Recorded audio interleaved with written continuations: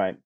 All right, Fresh. Let's go to our number. Where are we at? Number 8. Our number 8 team is the LSU Tigers. People forget this team won the SEC West last year. Now, they got boat raced in the SEC title game. I don't care if you say they put up 30 points on Georgia. That doesn't really matter because most of those points were scored in garbage time. Man, I don't know, man. I don't really know what to make of LSU, to be honest with you, Fresh. I'll let you go first because the thing that I just kind of want to go with is this going to just keep being the Jaden Daniels show, and are they going to have anything other than him? It's funny. We last year, we had to deal with the whole Brian Kelly nonsense and the fake accent, and we're dealing with the aftermath of Coach O and all that nonsense. In the first half of that game versus Florida State in the opener last year, they looked like a mess.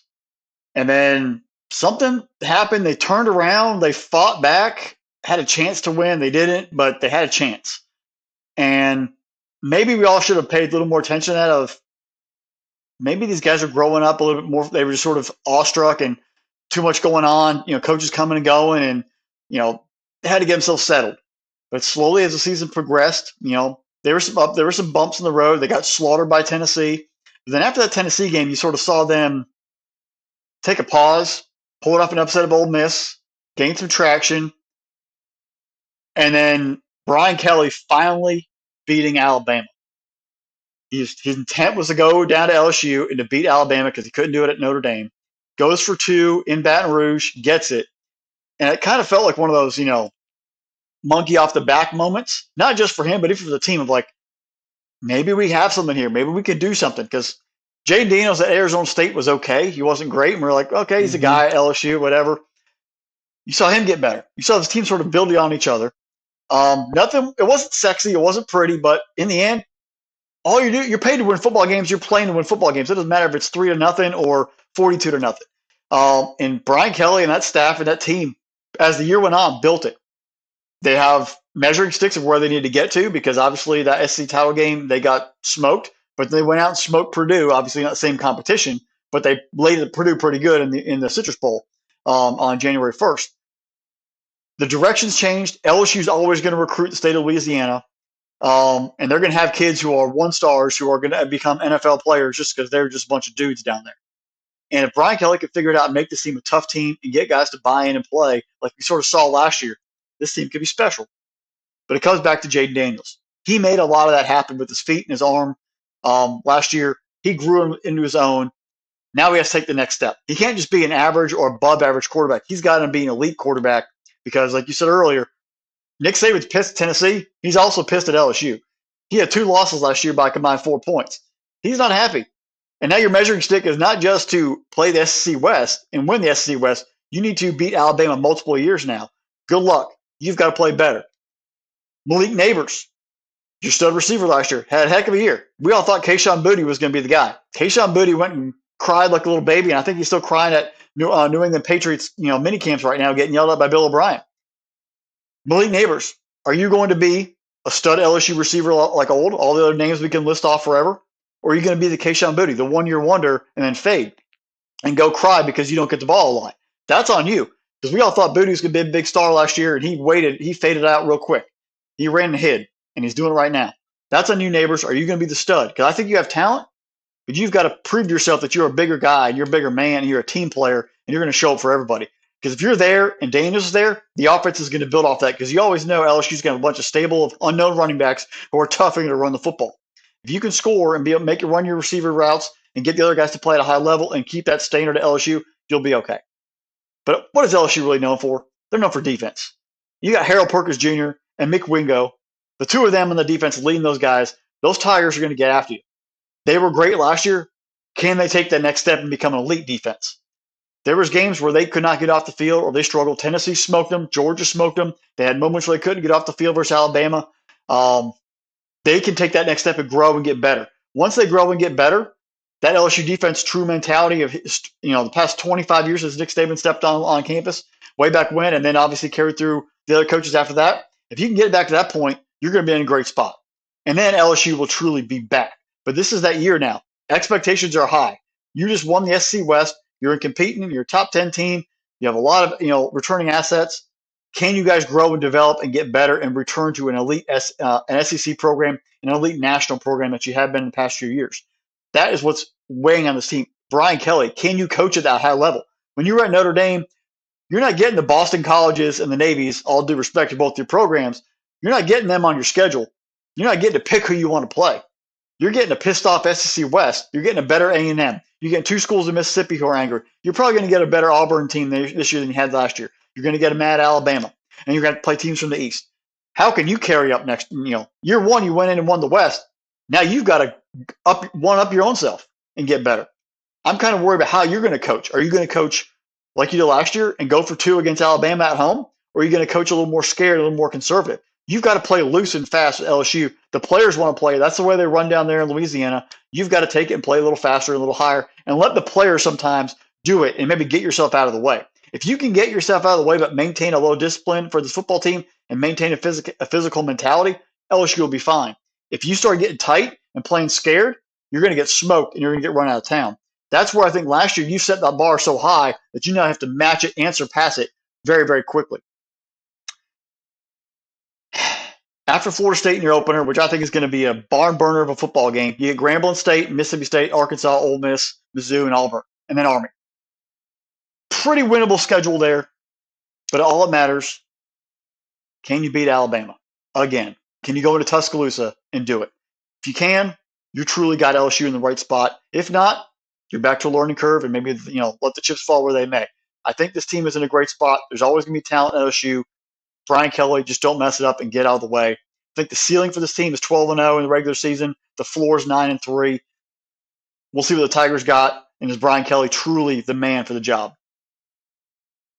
So before we get a bunch of LSU fans saying like that they have other things other than Jaden Daniels, I know that they do have other things other than Jaden Daniels. Like you said, Noah Cain to me is the big kind of X factor here.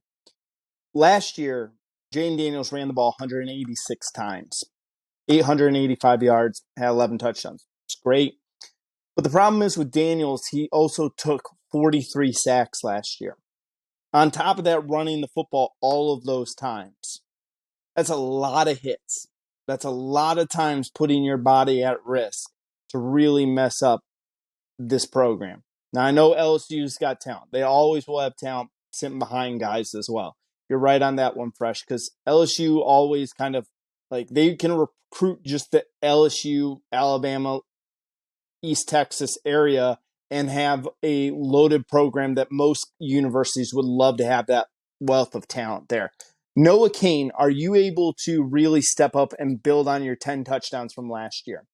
LSU has always had a really, really great running back, a bruiser running back who's able to take that pressure off of the quarterback. Is Cain able to do that? Is he going to be able to be that running back where he's going to be the bell cow? I don't know. I hope Brian Kelly is smart enough to know that he can't put his quarterback in this much danger throughout the year and expect to continue to have the success he did. You're right, Fresh. Neighbors, great wide receiver, had a great year. I'd like to see what he does this year in second season. He's got to find the end zone more. Only 3 touchdowns, 72 catches, great possession receiver, love it. But he couldn't find the end zone. And Jenkins is gone. He was your leading receiver for touchdowns with 6 last year. But watch out for Brian Thomas Jr., okay? I like this kid coming up this year. He had 31 catches last year. He's a junior, 6'4". Kind of reminds me of the previous LSU receivers that have been such a beast down there. It really is going to come down to these players. Are these secondary players that had a role within the offense? Are they willing to say that we're going to, instead of just having a role, are you going to be able to shoulder some of the offense? Are you going to be able, when Daniels is having an off day, are you able to take over the game?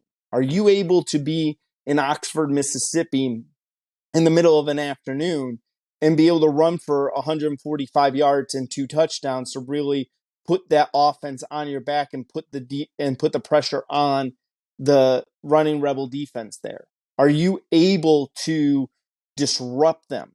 Are they going to have that next great safety over there at LSU in Brooks? He's a senior this year, had a good year. Is he going to be that center fielder that LSU has been known for, of having this great defensive backfield and giving you fits over there? I know different coaching staffs, different philosophies, but there's also a level of expectation, a sense of pride that the university takes in producing players of that NFL caliber. I don't know, man. Fresh, I really don't know what to think about LSU, because when I look at their schedule, I should sit there and tell LSU fans your season comes down to 2 games. It comes down to Florida State, week 1 in Orlando, and it comes down to November 4th versus the Crimson Tide in Tuscaloosa. But then there's a part of me that sits there and goes, are they going to get tripped up by Ole Miss? Are they going to get tripped up? Is Texas A&M going to come in and ruin the season the last week of the season? I don't know. Like, I don't have confidence in this LSU team. I don't think it's necessarily the players at LSU. I just think that Brian Kelly's getting patted on the back for winning the SEC West at 9-3. I mean, they were 9-3 last year. They were an okay team. They were very good. They were fun to watch. They're not bad. I'm not criticizing them. I'm just worried that we're setting them up for really high expectations. And I think you made a great point. The first year we did this podcast, we talked about Arizona State. We had one really long night conversation with some Arizona State fans. And we talked about Jaden Daniels a lot and how great he was, a really good quarterback out there, but he wasn't like this unbelievable, exceptional quarterback. Is he just a need a better system type of guy? Or is he really like can elevate everybody else? I think we're going to learn a lot about him this year. I think we're going to learn a lot about Brian Kelly as a coach, because if Brian Kelly can't take this team, and again, my floor for them, if I'm an LSU fan right now, my floor should be 10-2. If you lose to Florida State, it's acceptable. No loss is acceptable, but you can understand it. They're a good football team. If you lose to Alabama, it's understandable. Really good football team. But if I'm losing to other people, then my expectations of what it means to be an LSU program, because you're one of the top 10 programs in all of college football. I mean, I legitimately put LSU as one of the best programs in college football. So that means your expectations should be higher. You should expect more from your team. And if you don't get this team to 10-2 this year, if you're 9-3 or 8-4, and I can see 9-3, gosh, if they go 8-4, Brian Kelly should be on the hot seat. I know he won't be, but he should be. I would be very nervous if I was LSU going into 24, and if I wasn't 10-2. And I could see 11-1 as their ceiling. Kelly wanted that smoke. As he came out in the media days, like, well, I had offers from here, I had Tennessee, and this one and that one, and we're not. He chose LSU partly because he wanted to play Saban, he wanted to challenge himself. But you chose the smoke. Now you got to step it up and back it up.